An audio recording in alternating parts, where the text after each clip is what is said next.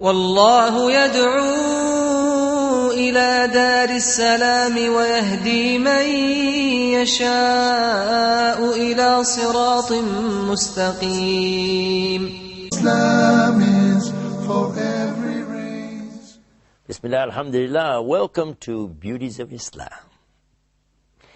Peace be upon you. Assalamu alaikum wa rahmatullah. My name is Yusuf Estes, and for the next few minutes in this episode, I want to continue talking about a subject that I brought up previously about the Sharia of Islam and the fiqh of Islam and the deen of Islam, and above all, the way to get to God.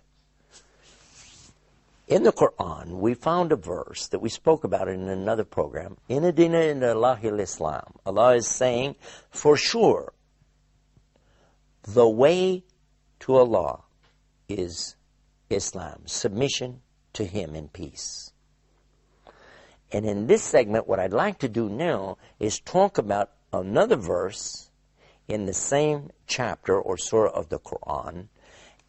This is chapter 3, Al Imran, verse 85. And here Allah says, وَمَمْ يَبْتَغِي غَيْرَ الْإِسْلَامَ دِينًا فَلَا يُقْبَلَ مِنْهُ وَهُوَ فِي الْآخِرَةِ مِنَ الْخَاسِرِينَ. It's often translated to say, whoever wants a religion other than God's, he's not going to accept it and they're going to go to hell. Well, there's nothing wrong with that, except that it doesn't include enough information for you to understand the comprehensiveness of the details that are spelled out here. It says that, more or less, that whoever desires a different way, a way other than the one that Allah has made available for you, the one that He's prescribed for you, the one that He has ordered you to follow. If you try to come up with something else, then no, He's going to reject that. He's not going to accept that. And in the hereafter, of course, whoever would do that would be a loser. Well, that makes sense.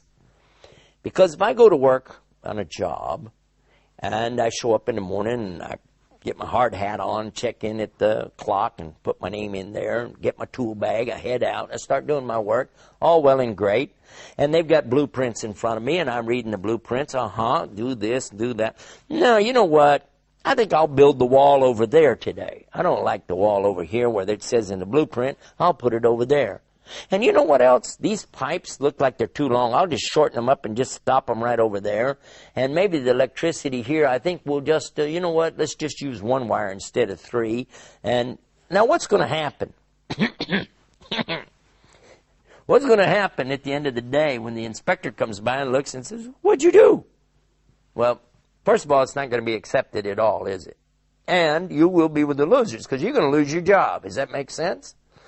So in the same way, every one of us has been created to obey Him, but it's by choice. You can choose or reject.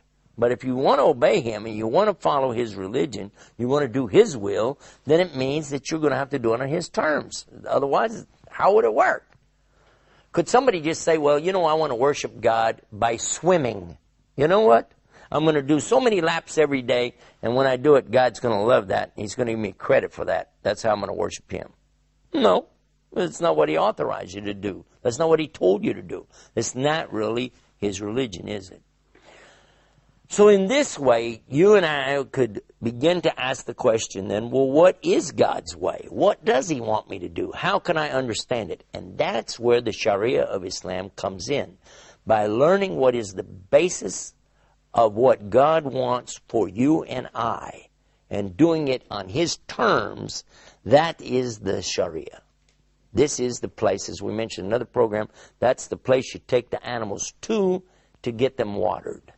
And in this way, we would understand that's fixed, it doesn't change, and we have to figure out how we're going to get ourselves from where we are over to that. That makes sense? All right, now, we do have a website about this. We're going to be talking about that at the end of the program. There's going to be a lot of questions you're going to come up with. And we'll give you a chance now to kind of think this through. What I've told you, we're going to take a break. We're going to be right back. Don't go away. You're watching The Beauties of Islam. Islam is keeping up the pace. Islam is for every race. Brothers and sisters, to increase your iman. خيركم من تعلم القرآن وعلمه ورتل القرآن ترتيلا. Learning how to recite the Quran properly, learning the meaning of what we recite, concluding the ahkam from the verses which we recite, trying to implement what we learn in our daily life. We'll listen to the participants and the guests. We'll take your phone calls. We're going to recite live. We'll listen to your recitation and we'll correct it according to the rules and regulations which we'll state in each episode. Now your dream will come true.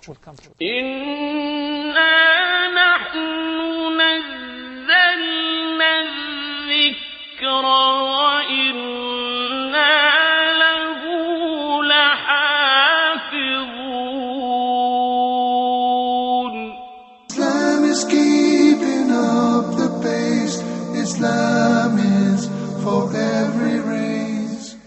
Bismillah, alhamdulillah, you're back, we're back, and you're watching the Beauties of Islam. What we've been talking about is the way to God in these episodes that we're doing right now. And we were talking about something called the Sharia, and something called fiqh, and something called deen. Sharia, as we discovered, is a place, basically, and that's where you go to. It doesn't change, it's fixed. Fiqh, as we were about to learn, is something that gives you opportunities to find your own way in there, with, of course, guidance of Allah. But you see how it works in a minute. And then deen, which is the overall way that we've been talking about. What is the way to God? Is the deen of Allah. Deen Allah. Now, let's talk about the subject of this fiqh. It means understanding, basically, how I understand and how I can implement what I'm being taught. I would like to give one example at least so you can get a feel for it, and then we'll give you the website so that you can use that to follow up with at the end of the program. The example here would be one called hijab, or the covering that women wear. In the Quran, by the way, is part of the Sharia because it doesn't change. That's definite. The Quran is fixed. Doesn't change.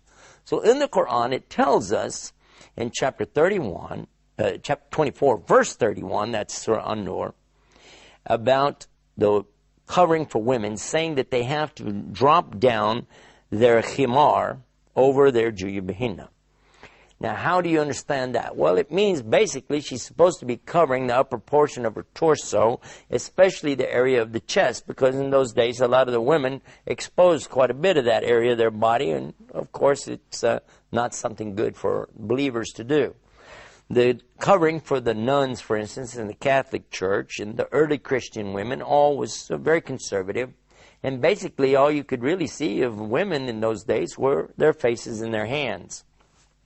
This is also what we see today, even now, amongst the women of Islam. Many of the Muslim sisters still dressing in a very conservative manner like that. And we might say, well, now, exactly what is prescribed, and then how come not all the people are doing it? Because obviously there's a lot of differences here, so which is right? What's prescribed is a covering. Now, the next thing to do is to understand covering what, how, when, where, not necessarily why, but it happens to be explained here why, because you will be recognized as a Muslim lady. This is mentioned in this verse and in another verse in chapter 33, verse 59. What's happening here is we're getting a good understanding now that covering is important for women. Covering is important. They have to wear something called jilbab, abaya, this covering the khimar over them. We get the idea now, but exactly how? Okay. One of the great scholars of Islam was asked the same question, Ahmed ibn Hanbal, and the demonstration he gave was to throw his own covering over himself and then part it so that like one eye was available to look out, look around and see. But basically he was showing to cover everything up.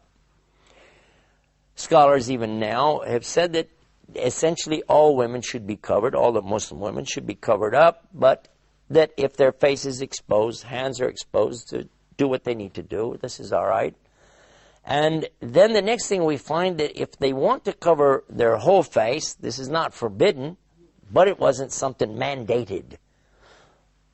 Meaning that if a woman didn't cover her whole face, certainly she wouldn't be punished for it, but if she did, could be more reward for her.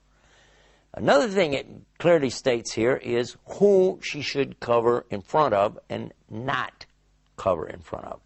She should not cover in front of her own father. There's no reason to cover in front of him, her brothers, or in front of her, children, in front of a list. It's provided here. Don't cover in front of them. Other than that, then she's free to cover in front of these people because they don't have any business looking at her beauty, looking at her attraction, and so on. This is kind of important because even in talking to my own wife and my own children, because my daughters are grown, and I'm telling them that, and I said that, there is something in Islam, as part of the Sharia, which is called the aura. Now, the aura is for men and women both. Between the navel and the knee, this cannot be exposed. You cannot show that to anybody. Well, that's private, very private, okay?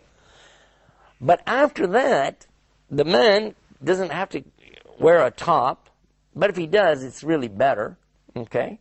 The woman, she should wear the top, and especially if she's in front of men who don't need to see her, then she will cover also her hair, she'll cover her, her legs and so on.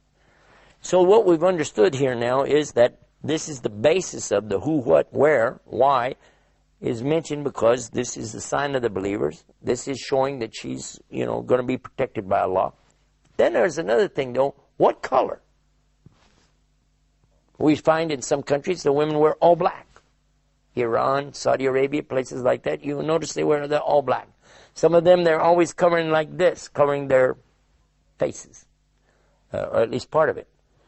So here now is going to be understanding. How they get to this is through different teachings of Islam that are clear, and some of the teachings that are specific, and some of the teachings which are allowing a person to adjust for their particular ahwal, or conditions. So if a woman, and you go to Africa, for instance, you find the women there have beautiful hijabs, and when I say beautiful, I mean they are something else. They've got colors and flowers and, very bright and brilliant, but they still cover the same part of the body.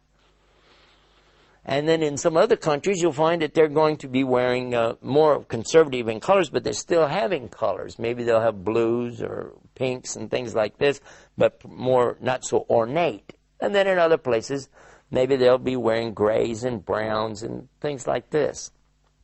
All of these are permitted, provided there's evidence in Islam that this could be acceptable and that it doesn't contradict the very essence of the Sharia. I'm sure I brought up a lot more questions in your mind with this. I know we didn't detail enough of it. You can't in these short episodes. That's why I'm going to give you the website. Go there and get some information. Then if you want to write back to us, we've got a place there for you to do that as well.